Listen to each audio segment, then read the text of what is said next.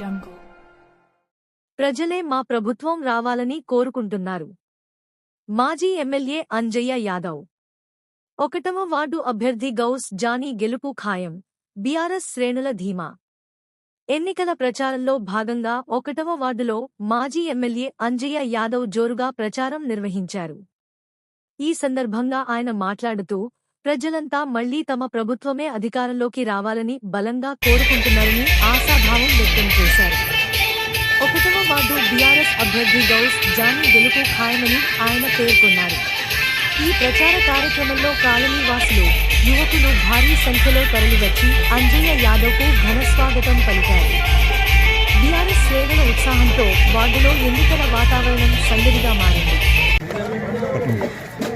ఈరోజు షాద్నగర్ జరిగే మున్సిపల్ ఎన్నికల్లో భాగంగా ప్రచార నిమిత్తమై ఈరోజు ఈ మున్సిపాలిటీలోని 23వ వార్డు, 9వ వార్డు, 11వ వార్డు, 12వ వార్డు, 13వ వార్డు, 1వ వార్డు కూడా వచ్చి ప్రచారం ఇంటింటి ప్రచారం చేయడం జరిగింది. మీరు కూడా గమనిస్తున్నారు ప్రజల స్పందన ఎట్లున్నది, ప్రజలు ఏం కోరుకుంటారు, ప్రజలు ఏం తప్పు చేసినా ఆలోచిస్తూ చెప్తారు మీకు కూడా తెలుస్తున్నది. కాబట్టి షాద్నగర్ ప్రజలకు అందరికీ నేను విన్నవించుకున్నానంటే ఏ టైం ఎవరి టైంలో అభివృద్ధి అయింది. మనకు కనబడే సీసీ రోడ్లు కానీ, ఐమాక్స్ లైట్లు కానీ, బీటీ రోడ్లు కానీ ప్రతి ఒక్కటి ఏ పని అయినా ఎవరి టైంలో అయింది, ఎవరు చేసారు.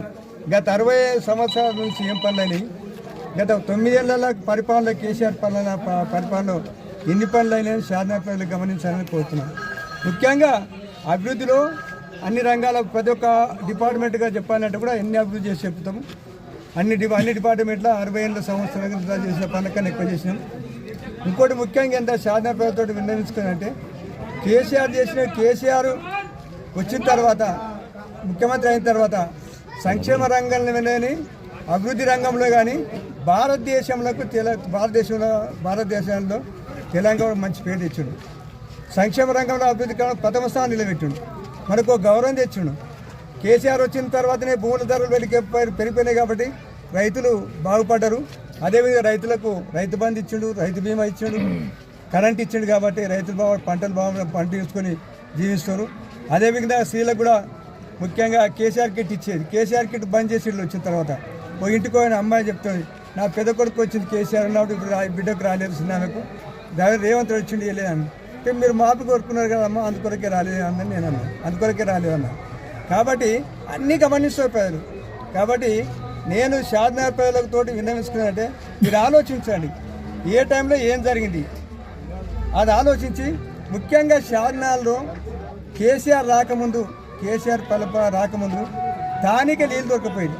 అప్పుడు కేసీఆర్ ఎంపీ ఉన్నప్పుడు కూడా ఇందులో బోర్లు వేపించాను. నేను ఎమ్మెల్యే ఉన్నప్పుడు బోర్లు వేపించిన, 1000 ఫీట్లు వేపించినా కానీ నీళ్ళు రాకపోయింది.